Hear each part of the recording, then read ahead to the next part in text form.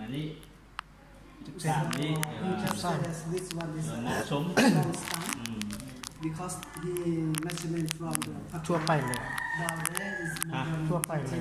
อะไรทั่วไปปกติ he said this one is แล้ววันนี้ okay แล้ววันนี้เราสังเกตดูแล้วเราจะตัวขาหน้าเนาะเจ้าตัวขันยานแล้วอันประวัติยังถามมาบนแล้วเนาะประวัติยังถามมาตัดเรื่องอย่างนั้นถามมาบนแล้วคือเป็นย้อนเบาหวานเนาะเท่าเนาะ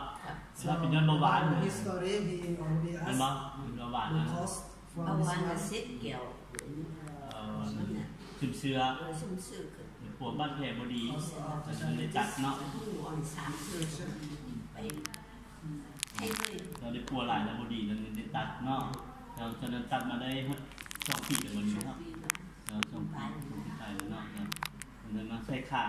เพิ่นผ่านมาทวีจะตัดขามาได้เราจะมาใส่ขานี้เดี๋ยวที่มาชุด2วันนี้มาใส่ม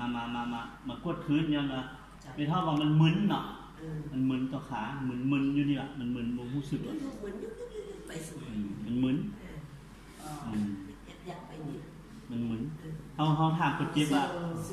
he said that he application the stand is feeling numbness รุ่นผมมักปิ้นสิปิ้นชื่อมือจะปิ้นเหมือนมันเจ็บตัวบ่มันเจ็บตัวไม่เท่าไปเจ็บมึนซื่อมันยืดสินะมันตอนจะยืดสินะยืด feel sensitive see when you do assessment check the length of the stump shape of the stump and skin condition เนาะเวลาเราปวดเราเบิ่งสภาพต่อขาเนาะสั้นยาวเนาะแล้วเราก็มาเบิ่งว่าผิวหนังของเราเนาะสิว่าเป็นในสภาพมีห้อยพวกซ้ำดำเขียวแล้วเบิ่งจะโทษเบิ่งผิวหนังของเรานี่เนาะแล้วก็มีห้อยซ้ำดำอยู่ปลายตัวขาอยู่ปลายตัวขาเขาเทียมหรือย่อนี่ยังเลื่อนย่อนี่ยัง and also นะครับก่อนหน้าบ่ได้ใช้อันขาเทียมนี่มันบ่ดำเลยนะอันนี้นะก็ดำหน่อยนึงอันนี้นึงเนาะเดี๋ยวนี้มันใช้ขาเทียมแล้วมันดำขึ้นมาไหลเนาะถ้าโทรเกาหน่อยมันไหล and also we have to check the swelling the stump เราจะก็ต้องปวดตัวขานี่กันไข้บวมบ่so and you have to check the muscle push up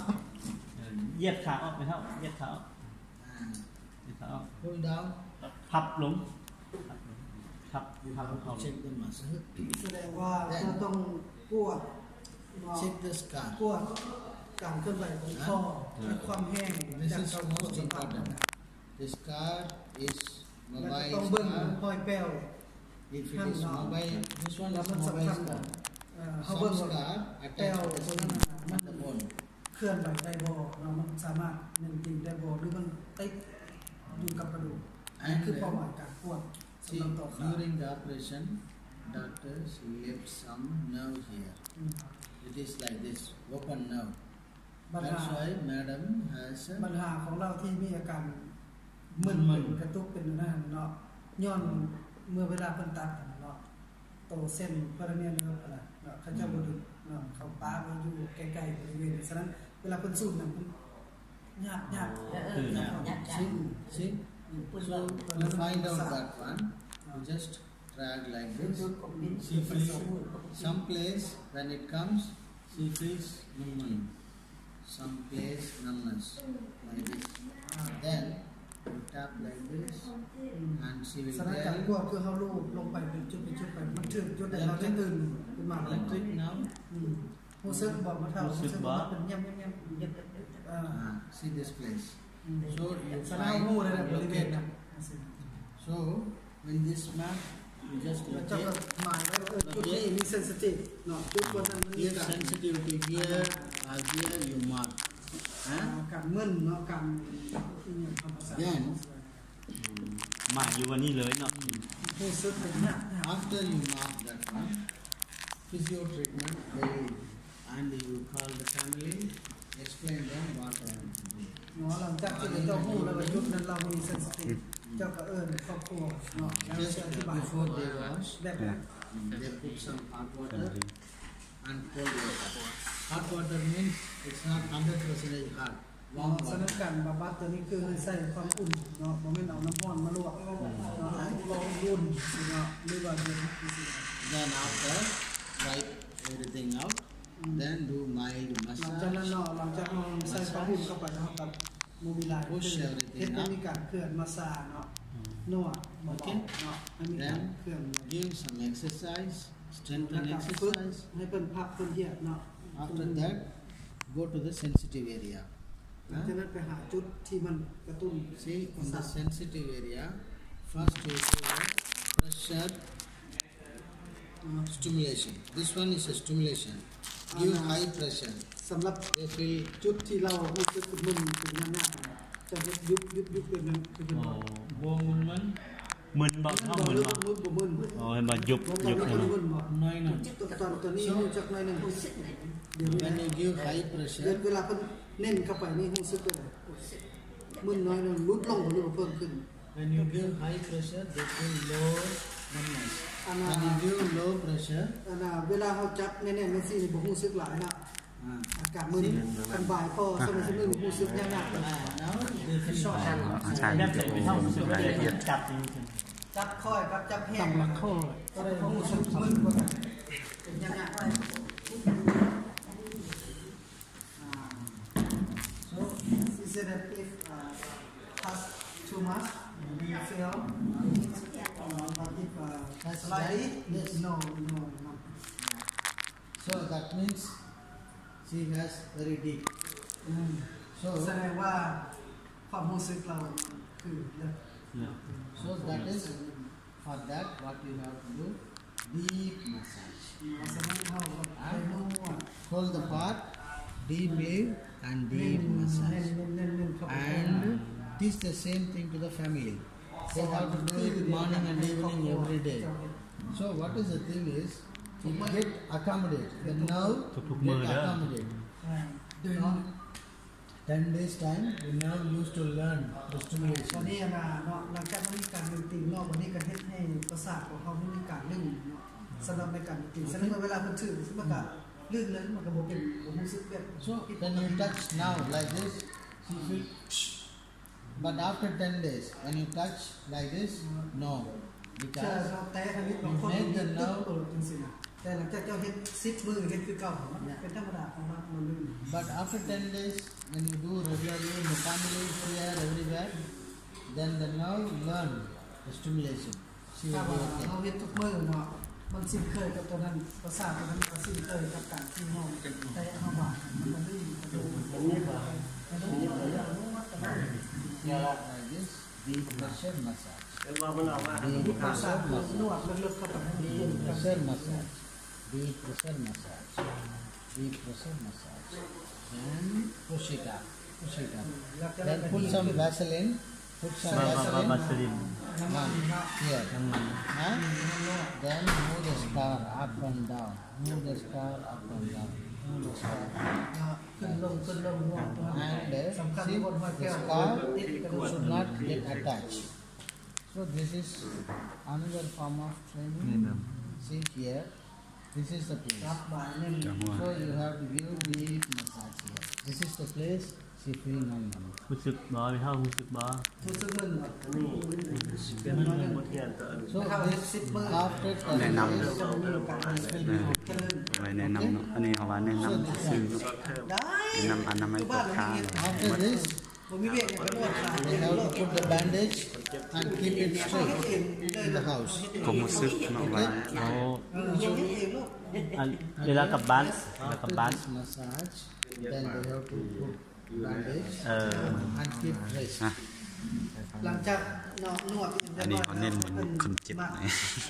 พันก็ยืดเลยบางยืด บางพันยืด ปาไว้แล้วก็ประคอง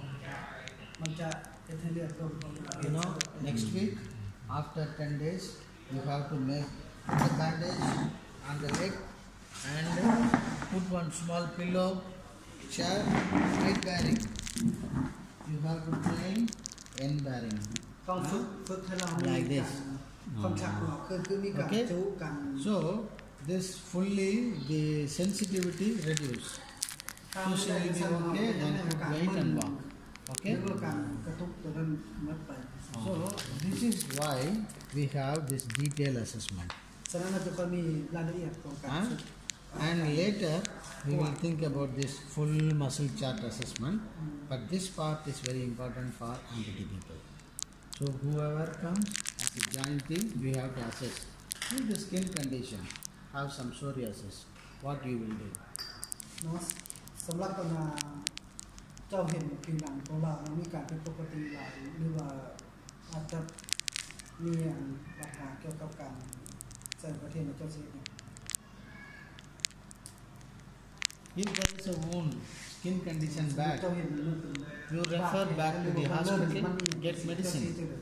อ๋อคนนี้บาดแผลเริ่มที่ก็ต้องให้หยุดก่อนหยุดกัน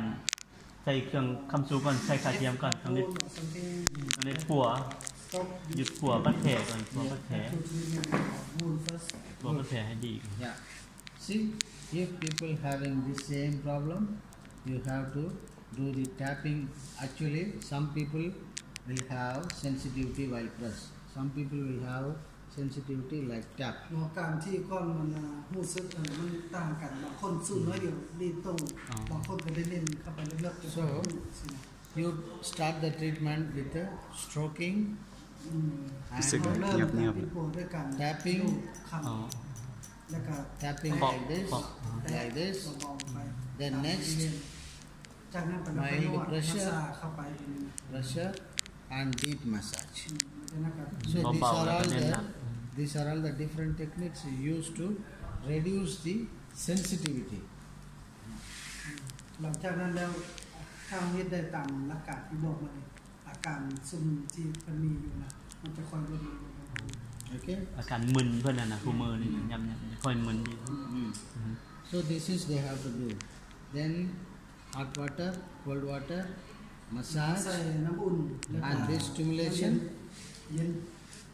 Okay. สามารถใช้ได้ And bandaging. All together they have to follow morning, evening. และทุกอย่างที่ว่ากันมาคือเพิ่นต้องได้ติดตามทั้งเช้าและแลง After 10 days, follow up with you. จากนั้นไป10มื้อแล้วเจ้า Then weight bearing training. แล้วก็ให้เพิ่นแตะน้ำลงเพิ่นหน่อยให้ได้รับน้ำหนักอยู่ตัวขา Okay. แต่เขาจะมีวิธีเขาใส่นวมอ่อนจะได้คนจิตแทะของมัน So you explain the same thing to the family and the new PT,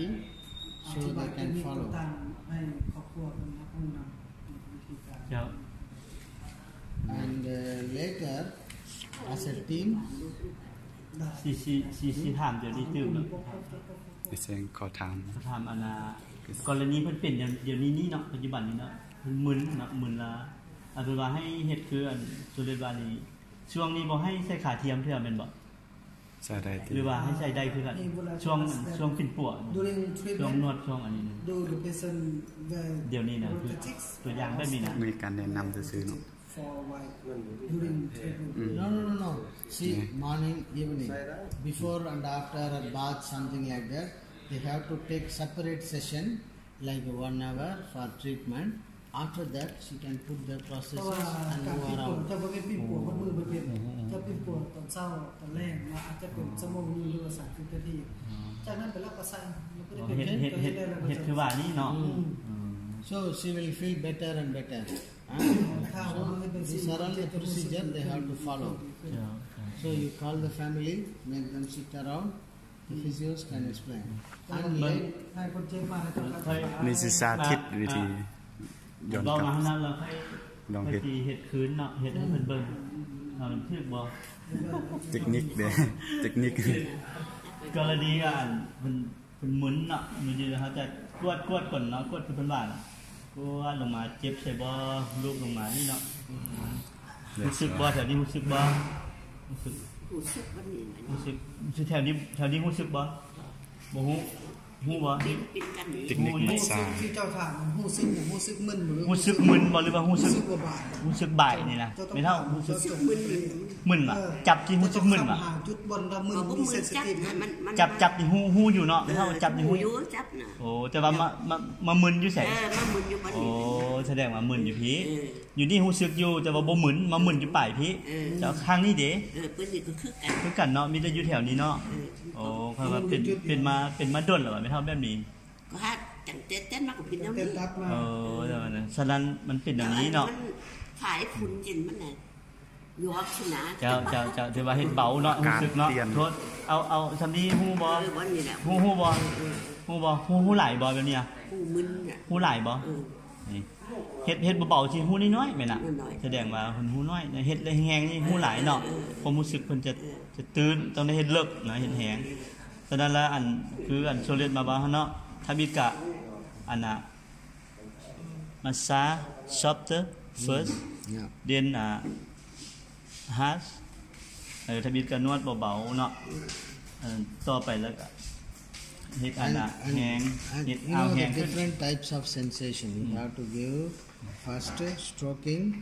one สัม type ผัส of ก่อนเนาะสัม stimulation. ผัสแล้วนี่ Second type of thing is slowly massage everywhere. Third, make นวด the เบาๆ nerve แล้ว to ก็เคาะน้ำ yeah, make the nerve to get used with your stimulation. Tap around like this, then hard massage. So the nerve will ที่ learn. ที่เราเป็นกลัวอาการที่อันเป็นเจ็บที่รู้สึกมึนรู้สึกผิดปกติอยู่ในตัวขานั่นนะเซนซิทีฟ Yeah. คือมี3วิธีเฮ็ด All the time, no, all the time when we do สามวิ massage, ธีสามวิธีจื้อเด้อ for all the time massage always upward. เบาๆกัน When you pull down, blood will come and stay here. That is not okay. All the ให้ time ลง massage ห is ยิบ up, ขึ้น หยิบ ก่อน ขึ้นเสมอ ก่อนลงไปต่อ up all the time. When you put the bandage also, down to up. หลังจากพันต่อขาคือกันเนาะเสร็จ แม่นๆ เนาะ Yeah. ถือว่ามันกงกันข้ามกับเฮานวดทั่วไปเนาะทั่ว